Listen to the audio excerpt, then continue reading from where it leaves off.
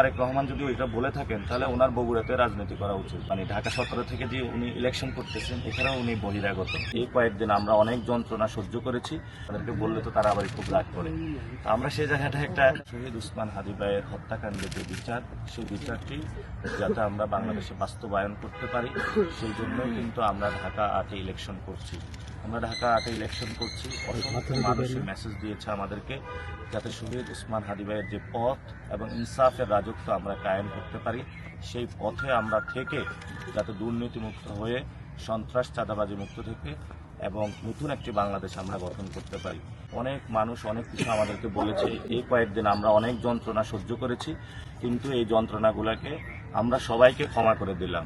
আমরা তাদেরকে ফুল দিয়ে বরণ করে নিব এবং আপনারা যারা মনে করতেছেন যে আমরা আপনাদের বিপক্ষের লোক, আমরা কারো বিরোধী নই, আমরা সবাই সহযোগী। আমাদের ক্যাম্পেইনে অনেক হ্যারাসমেন্টের মধ্যে দিয়ে গিয়েছি, আমরা ক্যাম্পেইন আজকে শেষ করছি এবং ক্যাম্পেইনে অনেক কিছু হয়েছে, সেগুলো আমরা আর না বলি। তবে আমরা আশা করি যে সবাই ভোট দিতে আসবে 12 তারিখে ভোট কেন্দ্রে এবং সুষ্ঠুভাবে ভোটটা অংশগ্রহণ করবে এবং আমরা আমাদের জায়গা থেকে সর্বোচ্চ চেষ্টা করব যাতে আমাদের নেতাকর্মীরা সর্বোচ্চ ধৈর্য সহকারে থাকে এবং সুষ্ঠু ভোটের প্রস্তুতিটা নিয়েই থাকে।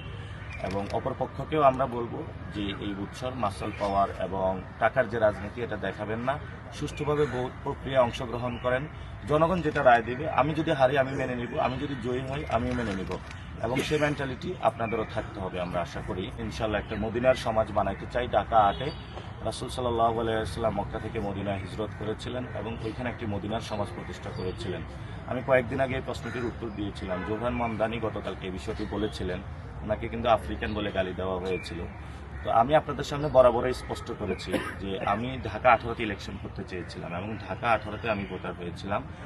তারপরে সবাই আমাকে আমাদের জোটগত সিদ্ধান্ত হলো যে ঢাকা 8 অনেক ক্রিটিক্যাল এবং চ্যালেঞ্জিং। এখানে শহীদ ওসমান হাদি ভাইয়ের ইনসাফের রাজত্ব এবং ওনার খুনের হত্যাকাণ্ডের বিচার নিয়ে অনেকগুলো সমস্যা রয়েছে। তুমি সেখানে যাও, চ্যালেঞ্জ অ্যাকসেপ্ট করো। আমি সেই চ্যালেঞ্জটা অ্যাকসেপ্ট করেছি এবং সেই অনুযায়ী আমি ক্যাম্পেইন করেছি এবং আমাদের এজেন্ডাই কিন্তু এটা, যাতে ঢাকা 8কে সুন্দর আমি একটি নগরীতে বানাতে পারি। তো আমি মনে করি যদি আপনি ন্যাশনালিস্ট পলিটিক্স করেন এবং ন্যাশনালিস্ট মানে বাংলাদেশি বইলা যদি এখানে চিটংয়ের কেউ, রাজশাহীর কেউ এভাবে যদি বিভাজিত রাজনীতি করেন তাহলে এটা আসলে বাংলাদেশি রাজনীতি না, এটা হলো বগুড়ার রাজনীতি অথবা কিশোরগঞ্জের রাজনীতি, আঞ্চলিক রাজনীতিতে তারা অভ্যস্ত হয়ে পড়ছে। তো ওনারা যদি তারেক রহমান যদি ওইটা বলে থাকেন তাহলে ওনার বগুড়াতে রাজনীতি করা উচিত, ওনার কোনো দলও লিড করা উচিত না এবং বাংলাদেশের কোনো মানে ঢাকা 17 থেকে যে উনি ইলেকশন করতেছেন এখানেও উনি বহিরাগত। এই জন্য আমি বলবো যে উনি যদি ঢাকা 17 ভোটার হয়ে থাকেন তাহলে বগুড়া কেন ইলেকশন করতেছেন? বগুড়ায় তিনি বহিরাগত।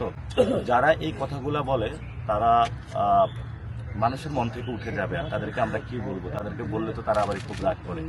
আমরা সেই জায়গাটা একটা কথাই বলবো যে আমরা কারো বিরোধী নই এবং কারো বিপক্ষে আর কোনো কথা বলতে চাই না। আমাদের 8 দফা ইশতেহার রয়েছে, ইনশাল্লাহ আমরা আজকে থেকে এটা নিয়ে কাজ শুরু করতে চাই। যে জোটটা হয়েছে আমরা বরাবরই বলেছি এটা আজাদির জোট। আমাদের শাপলাকলিটা আছে, দলের নামও আছে, অন্য জায়গায় কিন্তু এটা নাই। ফলত আমরা এটা মনে করি না এবং জামায়াত সংস্কারের পক্ষে এবং জামায়াত চাঁদাবাজি দুর্নীতি সন্ত্রাসের সাথে জড়িত না।